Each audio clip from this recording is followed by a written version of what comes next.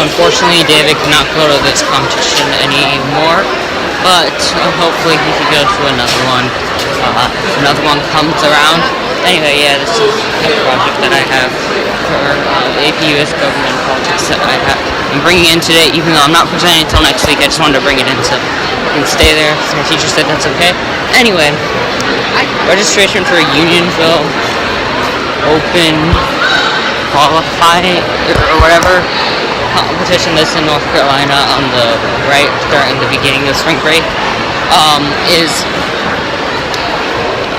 opening in like 2 hours or so, and I just found flights that are $74 per person that fly into Raleigh, which is only 2.5 hours away, which that's really cool, and a hotel that's only $37 per night. So in total, my mom usually gets me a bounce house for my birthday, and she gets has this deal with these people because she gets them for the karate school sometimes, or she can get it for $110 instead of $250. So, but anyway, if I don't get the bounce house, that's $110 towards the competition because my mom is already gonna get the bounce house. Then that money that she was gonna use towards the bounce house can go towards this instead. And then maybe if I can save up any more money to get towards this, because it's $144 in total for both flights. And funny thing is that flights are really $36 in total, and then it's $110 with taxes and fees because the airline that we're flying in is just weird. But I mean, in total just $144 for two people. Then it'd be like $110 or so. $100 for 3 nights at a hotel, because it would fly on the 17th, which is the day we get off of school, which is the Friday, and then it would fly back on the 20th, so it's 3 nights, 4 days. But we're really there for a total span of 3 days, but it's 4 different days, but a span of 72 hours or so. And also I thought it was the day of it flew in, but no, it's the 17th. So, yeah, because it would get there at like 8:34. And I was like almost afraid, it's like, oh, the competition starts at 8:30. But no, that would give us enough time that day to get there, not have to rush, and be able to drive the 2.5 hour drive to what's it called, to Monroe, and then be able to have not be tired, get a good night's sleep before the competition, and get there early because it's in the same city. We would just leave, get there by time before it starts, and then after leave, and then the next day stay there the whole day. And I feel like if I sign up, I'm gonna sign up for multi-blind too. I've never gotten a success on blind, but I don't know. I'm gonna practice, and I'm going to convert to M2 because my old Pachman techniques I didn't even learn. Just basically learn PLs I know and use M and wide moves and whatever, and I mess up the setup moves because I use 4 or 5 setup moves sometimes just to get a piece in a place that I can do it. Corners, not difficult. Memo, I can practice it, but obviously once I have the memo down, I can remember it. And the last time I did memo, I finished edge memo in 2 or 3 minutes, and I did corners, so I was done by 5 or 6, but then I ended up forgetting edge memo. So if I make it more prevalent in my mind, or where I'll remember it, then I could probably finish by 6 minutes. And then once I switch to M2 and I get memo down, I can easily be able to average below 8 minutes or so. And then multi-blind, then if I am sub 8 minutes in 3 blind, then think I could do 2 attempts in enough time. Say, I would just need to make it more prevalent in my mind that I remember all the things.